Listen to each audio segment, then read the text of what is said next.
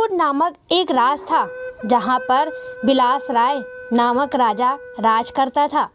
राजा का जैसा नाम वैसे ही उसके गुण थे, अर्थात वह एक बिलासी राजा था। पूरे राज्य में स्वच्छंदता का बोलबाला था। न केवल पुरुषों अपितु स्त्रियों का भी हद दर्जे तक चारित्रिक पतन हो गया था। विवाहांतर संबंध कायम करना एक आम बात थी उस राज्य में सुधर्मा नामक एक लकड़हारा रहता था।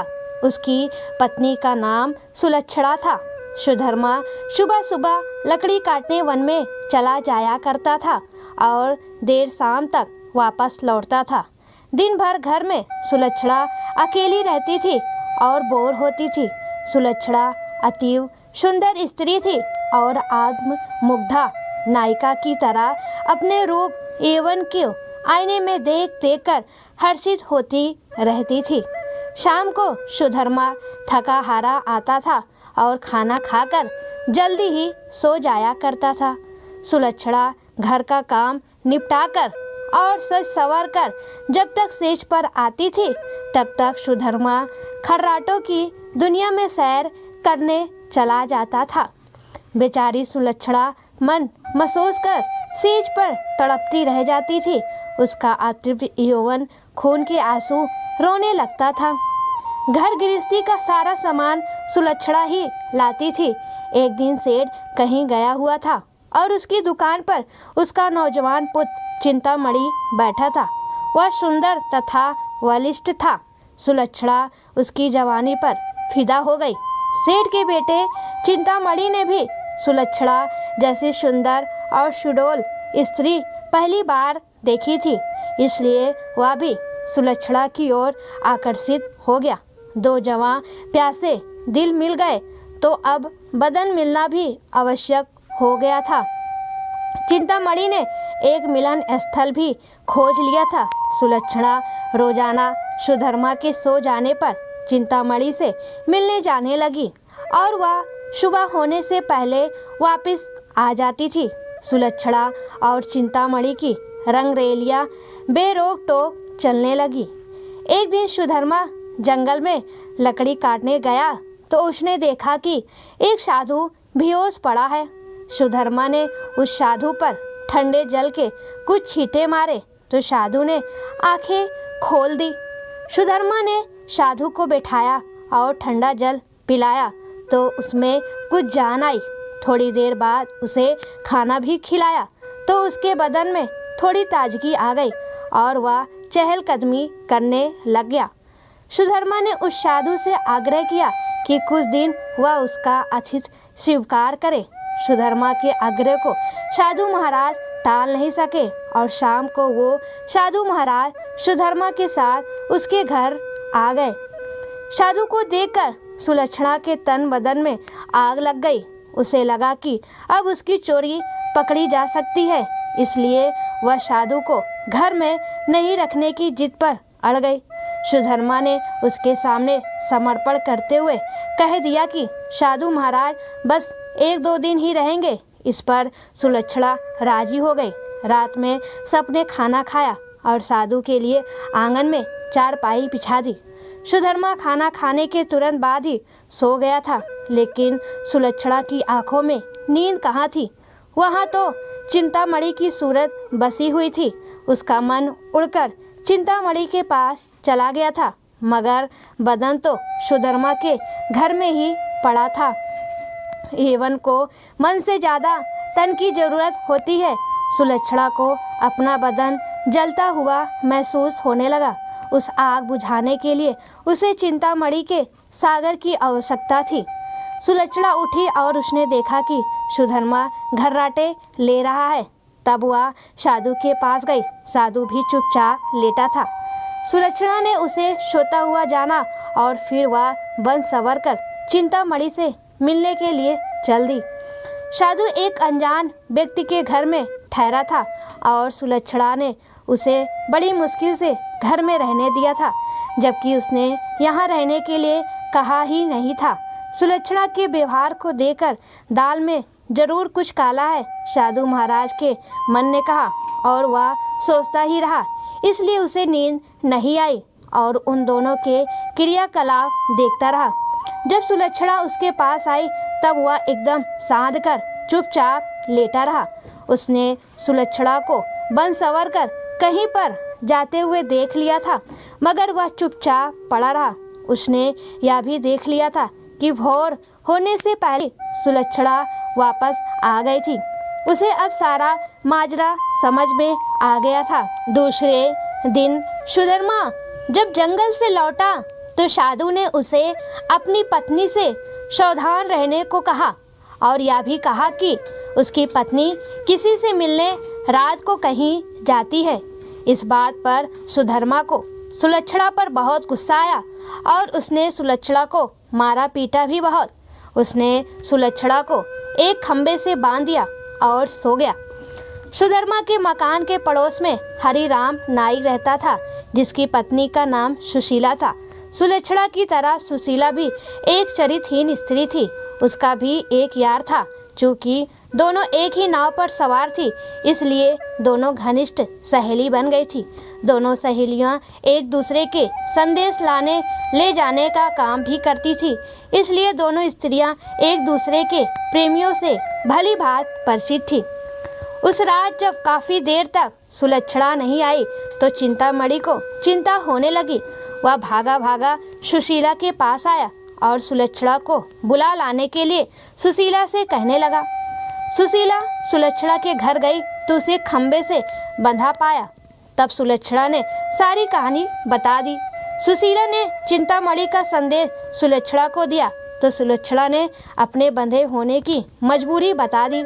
इस पर सुशीला ने कहा, ऐसा कर, मैं तेरे बंधन खोल देती हूँ, तू चिंतामणि से मिला, तब तक मैं यहाँ बंधी रहूँगी। उसके इस प्रस्ताव पर सुलक्षणा की बाछें खिल गई और वह अपनी जगह सुशीला को बांधकर चिंतामणि से मिलने चली गई। साधु महाराज यह सब खटराक देख सुन रहे थे, मगर वो चुपचाप खाट में दम साधे पड़े रहे। रात में जब सुधर्मा की नींद खुली तो उसे सुलक्षणा पर थोड़ी दया आई और उसने सोचा कि उसने कुछ ज़्यादा कठोर रूप धर लिया है, अब सुलक्षणा को खोल देना चाहिए। लेकिन मन में ने कहा, अगर वह फिर से अपने प्रेमी से मिलने चली गई तो अब इस सवाल का कोई जवाब नहीं था उसके पास। उसने सोचा कि इस बार यदि सुलक्षणा वचन दे दे कि वह अपने प्रेमी से मिलने नहीं जाएगी तब वह उसे खोल सकता है। सुधर्मा ने जोर से आवाज़ लगाई, कल्किनी, अगर मुझे तू यह आश्वासन दे दे कि तू उससे मिलने नहीं जाएगी तो मैं तेरे बंधन खोल दूंगा। लेकिन वहाँ पर तो सुलक्षणा नहीं अपितु सुशीला बंधी हुई थी। सुशीला ने सोचा कि यदि वह कुछ भी बोलेगी तो उसकी आवाज़ से सुधर्मा को पता चल जाएगा कि वह सुलक्षणा नहीं कोई और है, तो फिर सारा भांडा ही फूट जाएगा। इसलिए वह कुछ नहीं बोली और चुप रही। उसके इस तरह चुप रहने पर सुधर्मा को गुस्सा आ गया और उसने गुस्से में आकर कुल्हाड़ी फेंक कर दे मारी। कुल्हाड़ी सीधी सुशीला की नाक पर जाकर लगी और उसकी नाक कट गई। वह अंदर ही अंदर सारा दर्द सहन कर गई, मगर उसने एक भी कराह नहीं निकलने दी। कुल्हाड़ी फेंक कर मारने से सुधर्मा का गुस्सा थोड़ा ठंडा हो गया और वह सो गया। उधर सुलक्षणा आज जल्दी ही वापस आ गई और जल्दी जल्दी सुशीला के बंधन खोल डाले। तब सुशीला ने अपनी कटी हुई नाक दिखाई और सारा वाकया सुना डाला। सुलक्षणा यह देखकर और सुनकर काँप उठी, मगर अब क्या हो सकता है। सुशीला अपने घर को चली गई और सुलक्षणा फिर से उसी खंबे से बंधी खड़ी हो गई। साधु बाबा चारपाई पर पड़े पड़े यह सारा तिरिया चरित्र देख रहे थे। थोड़ी देर बाद जब सुधर्मा की नींद खुली तो उसने अपनी पत्नी सुलक्षणा से फिर कहा, देख, तू अब भी मुझसे सच सच कह दे और मुझे यह वचन दे दे कि तू फिर कभी उससे मिलने नहीं जाएगी तो ठीक रहेगा, नहीं तो जिस प्रकार मैंने तेरी नाक काटी है अब तेरे दोनों कान भी काट दूंगा। फिर तू नकटी और बूची हो जाएगी, तब तेरा घर से निकलना ही मुश्किल हो जाएगा। इन शब्दों को सुनकर सुलक्षणा के षड्यंत्रकारी दिमाग में एक युक्ति सूझी। उसे पता था कि नाक उसकी नहीं सुशीला की कटी है और इस बात का पता सुधर्मा को नहीं है। अतः इस नासमझी का फायदा उठाना चाहिए। तब उसने तिरिया चरित्र दिखाते हुए नाटक करना शुरू कर दिया और जोर जोर से रोना शुरू कर दिया। रोते रोते बोली, तुम मर्द लोग बड़े बेरहम होते हो, अपनी पत्नी पर झूठा इल्जाम लगाकर उसकी नाक काट देते हो। मैं कोई कुलटा स्त्री नहीं हूँ जैसा कि तुमने मुझ पर आरोप लगाया था। मैं एक पवित्रा स्त्री हूँ और मैं आज तुम्हें यह सिद्ध करके दिखा दूंगी कि मैं कितनी सती, नेक और पवित्रा हूँ। ऐसा कहकर उसने आसमान की ओर देखा और भगवान को संबोधित करते हुए बोली, हे प्रभु, हे माता गौरी, हे समस्त देवी देवताओं, हे दसों दिशाओं, आप सभी मेरी बात ध्यान से सुनो और मेरे साथ न्याय करो।